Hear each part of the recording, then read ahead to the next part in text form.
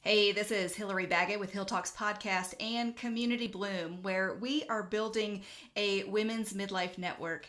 And what a perfect guest to have today. Paulette Hamel is joining me. She is the CEO of Styling You and the founder of Fashion Your Future with Paulette with her Facebook group. And my mind is blown. So if I stammer and stutter a lot through this episode, it's because Paulette and I were just talking right before I pressed record, and she has so much to offer women entrepreneurs. Well, really any entrepreneur, but since our audience is often focusing on women, but how to really be strategic, thinking forward, come up with strategies, business plans with the exit plan in mind so that you are not stuck in kind of the churn and the weight of it, but you're really working with that freedom. When I first wanted to talk to Paulette, it was because she has the freedom to travel and work, and I thought that's where this conversation was going to go. But I'm so thrilled and delighted that I was wrong. So welcome, Paulette. So glad to have you Thank here. you. Yeah, it's a thrill to be here. I can't wait to answer your questions and see what we can do to help your audience. Oh, well, this is so fun. And we met in a membership building experience with Mhm. Stu McLaren. We'll give Stu a shout out Yeah, we because have he's to. he's worked so hard, and I know he's recovering right now, and he just gives so much to everyone who takes the invests in the time and energy to follow his program. So I love that. So today we're going to talk about your passion for traveling and how to help other people make money while they sleep, because you've made it Yeah. happen for you, and how to inspire other people to do what inspires them. And that's what I love, and that's where we really align in our hearts for people, is that we want to help people get to where they want to go, so they have the peace, the patience, the grace, the freedom of money, the freedom of time, and to help expand their exponential reach to others. Oh, this is Oh, going to be fun. flexibility, right? Flexibility. Well, tell me first, Yeah. how did you get into where you are today?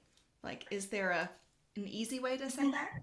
The easiest way is saying yes to more of what was going to take me down a road that I really had no answers to. And that's kind of funny that you asked that because one of my um, PDFs that I have that I can offer to your guests right here from the get-go is 24 no's to know. And it's teaching you pretty much social conversations and what you can say to have more yes in your life. And for me, what happened is a set of circumstances where opportunities were placed in front of me, and I said yes to those opportunities, which led to being in another country. Right now, I'm in Norway, and that led to being able to stay with friends and family, which led to being able to do some work while I was here, which led to being able to build new accounts while I was here, and then running the online business. So there is a time difference. That is something you have to get used to. But the ability Yes. to be able to have a business where you offer pre-recorded courses or pre-recorded webinars, and then using that as the tools to be able to share with other people. And those are paid services and paid programs. And that's what helps to be able to keep this side of the business going, in addition to collaborations, JV partnerships, things like that. So it's a blend of many Wow. You things. really have a mindset, a CEO mindset of Yeah. big picture, how to move people forward, how to getting kind of to your best yes. And that means you've got to say no's to a lot. And oh, this is so Yeah, amazing. it's saying no to what does not serve you. Mm-hmm. That's the key, because a lot of people will say no to opportunities because they can't figure out the details, or they need to know all the answers and they need to have an exact itinerary. And then there's the other side of it where you can say yes and not know all the answers, but know that you're going to be okay. And that's a whole mindset shift, right? So it's just like, okay, I'm Yes. going to jump into this.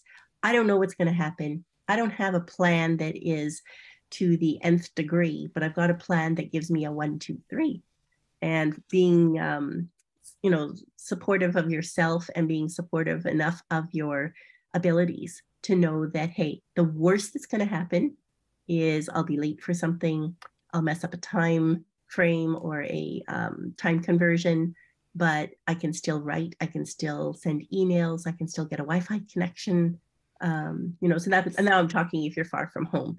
So, but that's Exactly. the Well, main. we just had one of those time confusions last week, right? When we Yeah, originally tried to schedule this, and it was great because we could choose to either each of us be upset with ourselves or some right. other person, but it's like, or we could just give extra grace and say, you know what, it's okay. Let's reschedule. There's a lot Yeah, going on, and let's move forward. And that sounds like one of your greatest kind of pearls of wisdom or golden nuggets to tell people of, like, don't get stuck when you mess up or show your humanity. Keep kind of going forward.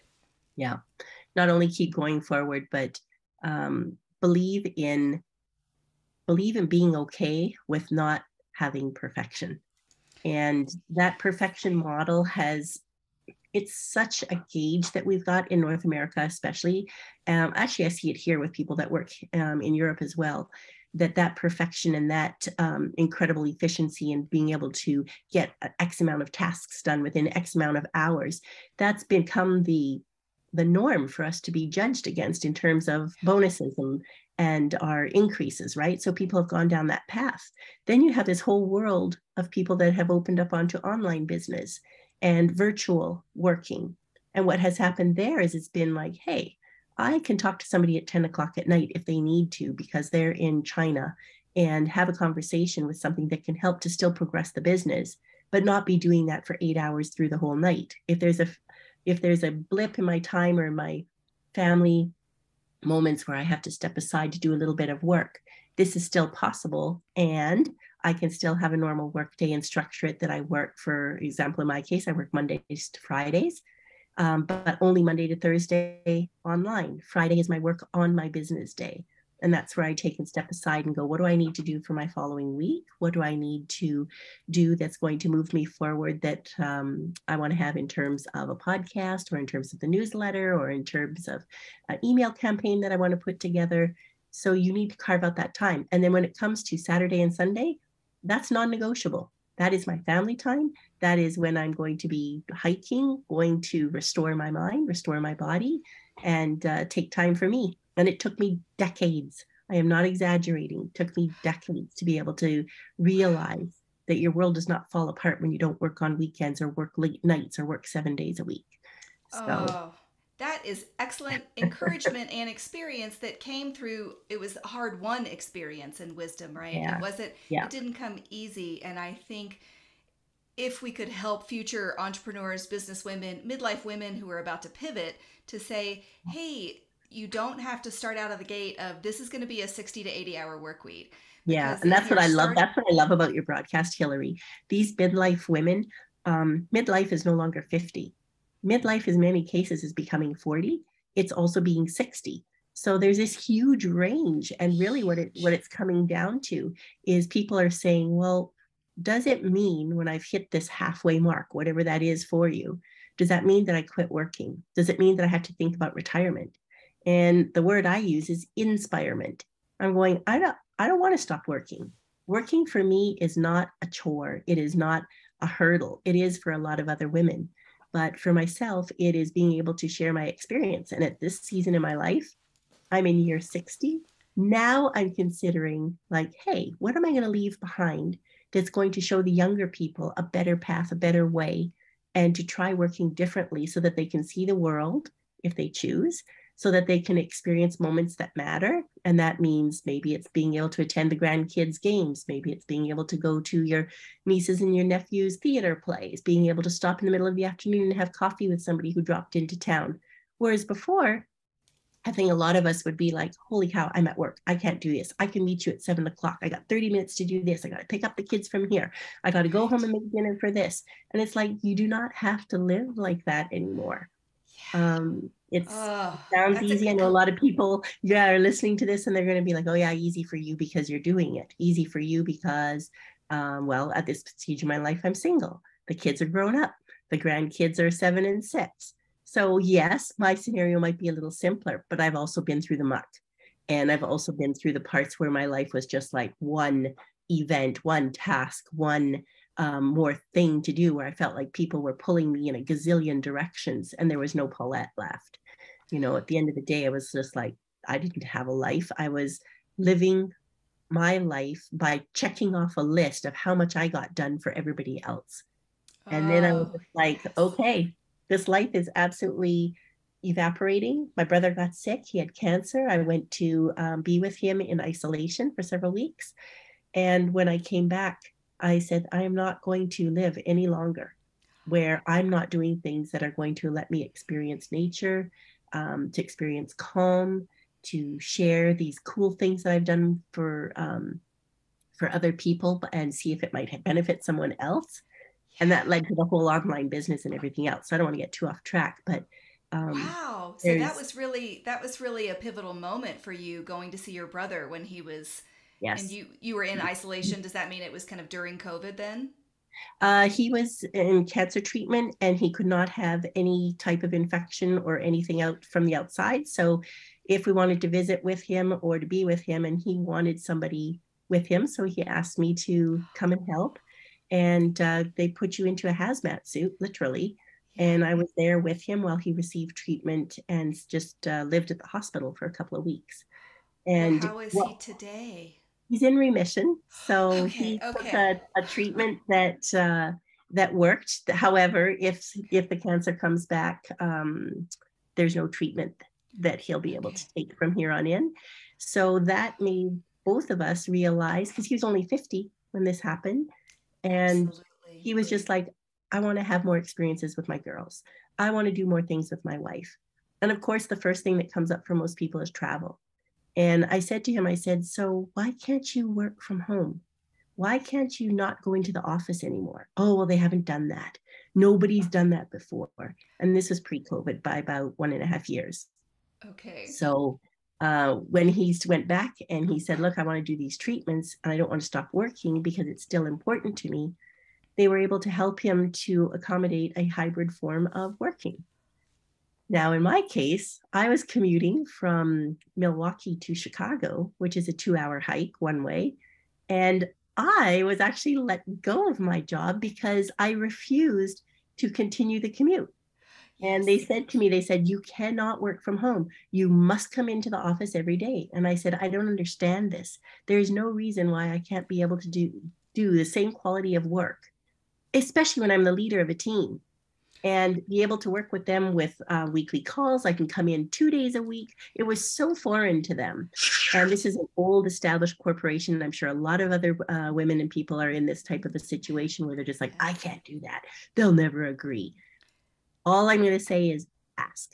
Ask. Part of the Absolutely. 24 knows to know is that if somebody says no to you, you can also say no to them, but come back with something that is a win-win for both sides. So even though I was not able to keep employment with this company, they turned around and hired me as a consultant. So because the services and the work was still in demand. There So I you was go. able to perform that and then start the online business. And that's how I moved from corporate to online. But it's absolutely amazing to see the power of being able to, well, people say you get to pick your own hours and they make it sound like, what I do, go off and have bonbons and a cup of coffee like 6 times a day. It's not like that. I work harder than I've ever worked before. I have a structure that I have to keep to myself if I want to have the continuity and the consistency and the speed of business with which I want to move up.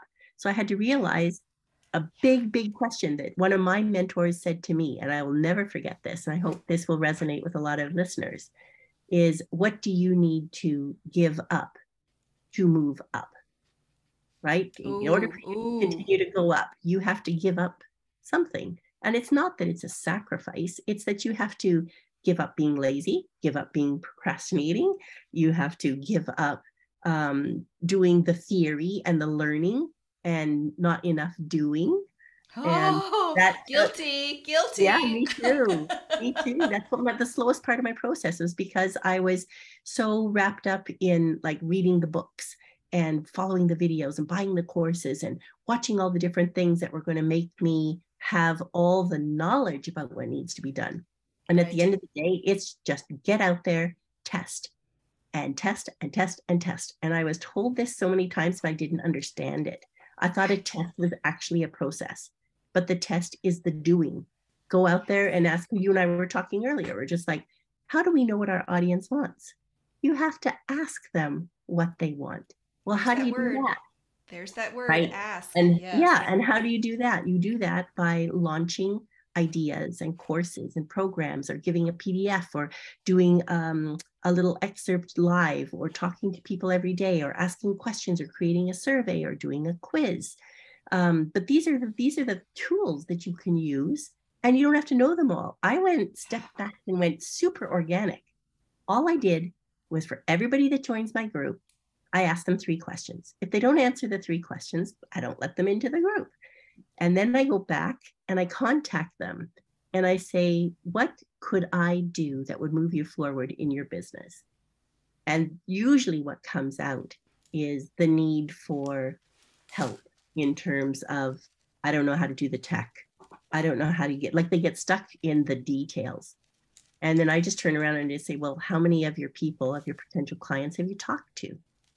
And in many cases, people have said none, right? They email them, or they try and do a founding member launch, or they try and do a workshop and then nobody attends, or they get 3 people. And it's just like, don't be discouraged. It's just that people can't see you. So if they can't see you and they can't find you, then they're not going to be able to engage with you.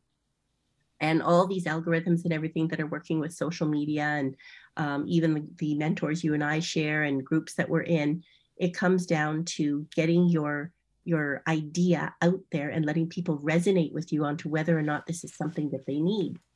So I'm trying to make this really concise and easy to understand, because it's not complicated. It's just that you have to get your message out there, even if it's imperfect.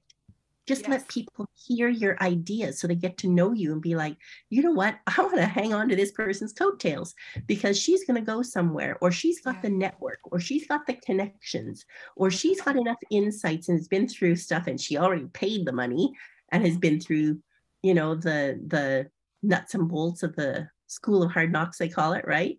Yes. Yeah.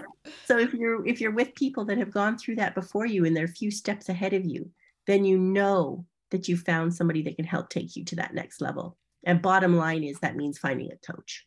I don't care what anybody says. If you don't have a coach and you don't believe in having your own coach, and if you do get a coach and that person does not have a coach of their own, then get a coach who has coaching, because the trickle down effect is huge, and it matters what you learn and the way things change, because it changes so fast. You don't have to be an expert of everything.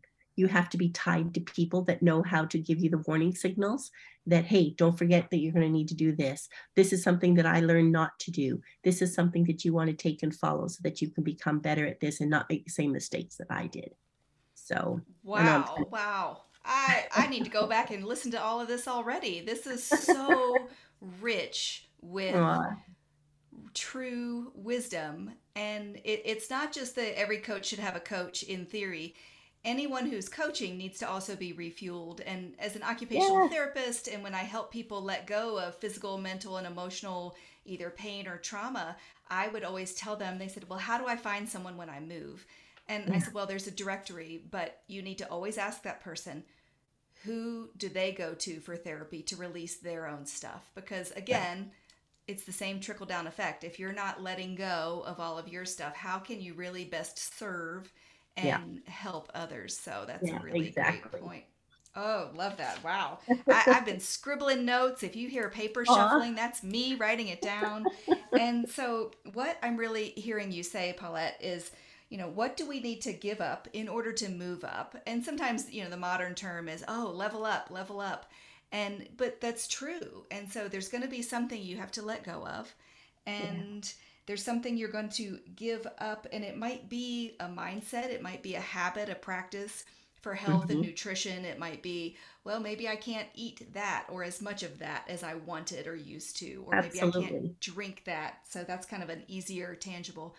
I definitely want the message to get out there for people who are thinking, I have an idea for a business, but it's too hard and I don't know where to start. I want them to know that it's absolutely 1,000% okay in midlife to say, I want to do something completely different with my life. And that's where I was a year ago.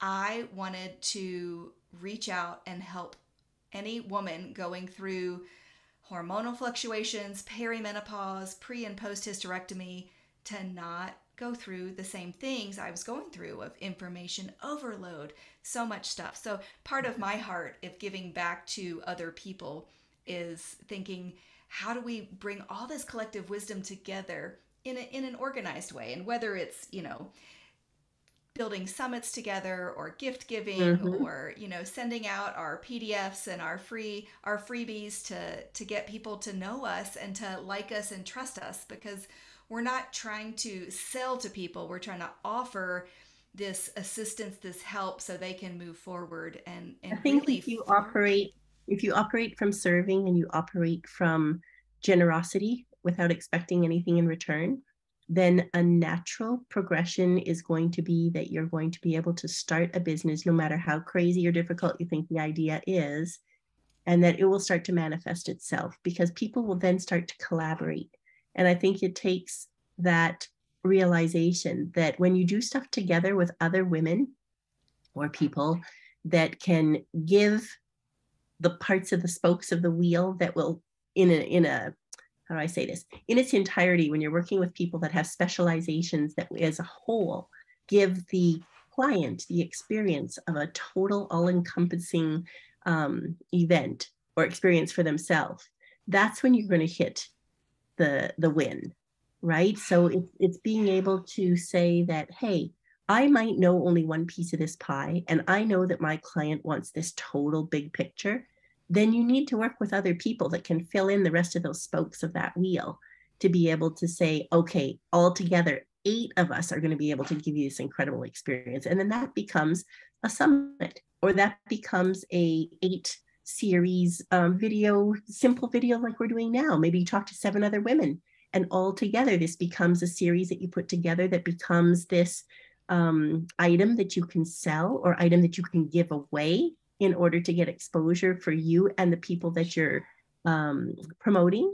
And that's how it works. That's where online is absolutely innovative and intuitive, and being able to take and do something that is out of the norm. Where it is in corporate, a lot of us know that you have to go through so many channels of approval, and people have different opinions along the way. And then sometimes it can get so diluted that you lose the original message in the first place.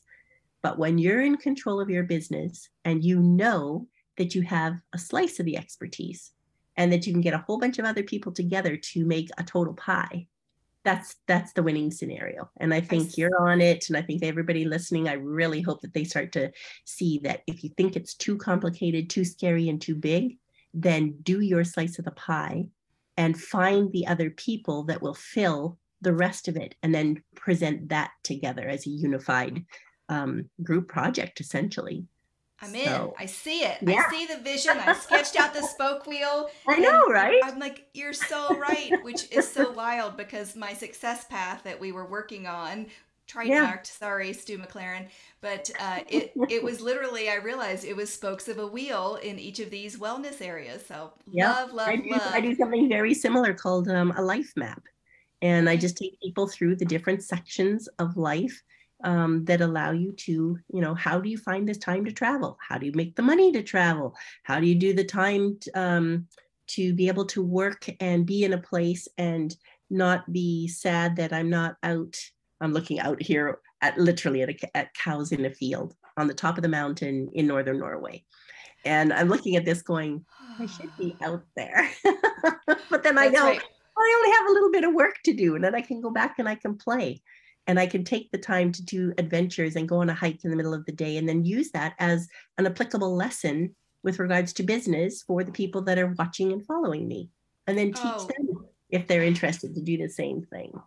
well, So 100%. I think when people think I'm going to start an online business, they think that they are spending 8 to 12 hours on a screen all the time. And that's just not true. If you're no, doing it right and you're practicing the self care and you're balancing that. And yeah. my family looked at me because I had an epiphany last week, and they said, "Wait, are you done with work?" And I said, "Yes." They said, "Wait, nothing's on your calendar on Friday." I said, "That's right. I've not scheduled anything on Friday. I'm being intentional." And their eyes almost popped out of their head. They were like, wait a minute, you're implementing what you're learning? I'm like, exactly. Because Yeah. there's only one of me. If I'm feeling so depleted and exhausted that I don't have energy to give to myself, how am I going to serve other people to get to where they want to go? Yeah. Well, and if the freedom is on your plate and you don't use it, then why would you abuse something that is the very premise of being online in many cases, right? Freedom of time, freedom of place, freedom Yes. of expression, freedom Yes. of being able to model your business the way you want it to, having an infrastructure. In my case, I had VAs, I had quite a large team, and now I've gone back to being a solopreneur. So I'm going into automation. And now with the automation, that's where I'm saying, hey, I can make as much profit at 300,000 as I can at more than $1 million.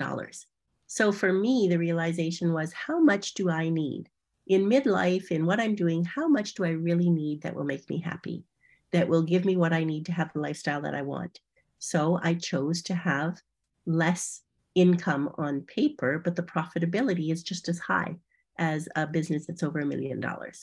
So these are things that you start to realize when you're working on it, and how you set up the business and how many people you hire and services you hire and the kind of software you use. That's what comes from being coached. The experience can be very simple. It can be very organic. I love that word organic, but I think it's misused quite a bit right now. It doesn't mean that you're just stopping everything and you're not doing what the big gurus are doing. It just means that my Facebook ads, where I might have been spending $100 a day, have now gone to zero. And I'm saying, no, I'm going to wait on Facebook ads because I'm going to be doing an email campaign. And I would rather send a newsletter, or I would rather send several emails per day to be able to get connection with my customer. Or I'm going to do a Facebook Live and I'm going to focus only on Facebook and LinkedIn.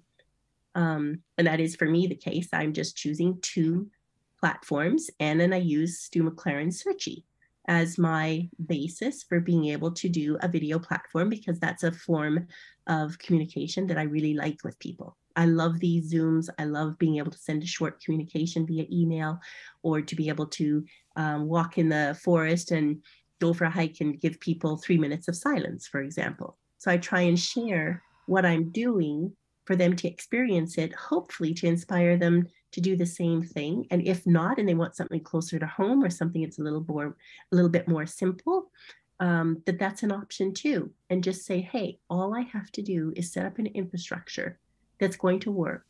And of course, the bottom line is you have to have profitability.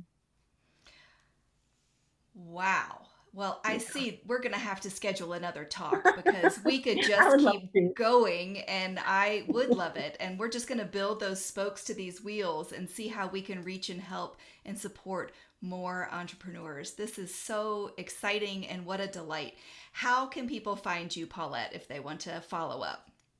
Yeah, the easiest way to do that is to go to paulettehamel.com, which is my personal Facebook profile page. And then, like we mentioned in the very beginning, it's Fashion Your Future with Paulette is my private Facebook group. And really, that's it.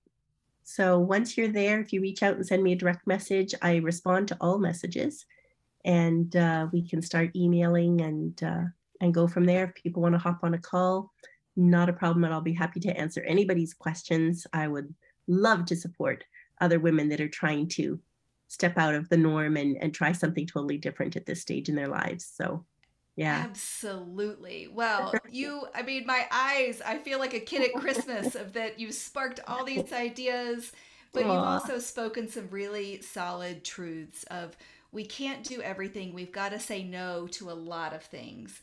And we need to say yes to ourselves, to our health, develop those goals and move forward. And everybody needs a coach to help them see that vision to go forward. So you yeah. are such a treasure filled with knowledge. And Aw, coming from Norway, how great that we made this happen. I truly thought the discussion was going to be here's how you make your business portable. And yeah. my mind is blown. I've learned far more. You give so much, and I'm so grateful for you, Paulette Yeah, Hamel. I do Thank want you. to share one thing for people, no matter what business you're in, any of them. I'm talking probably specifically online right now. if you don't build an audience that you love to work with, there is no core to your business.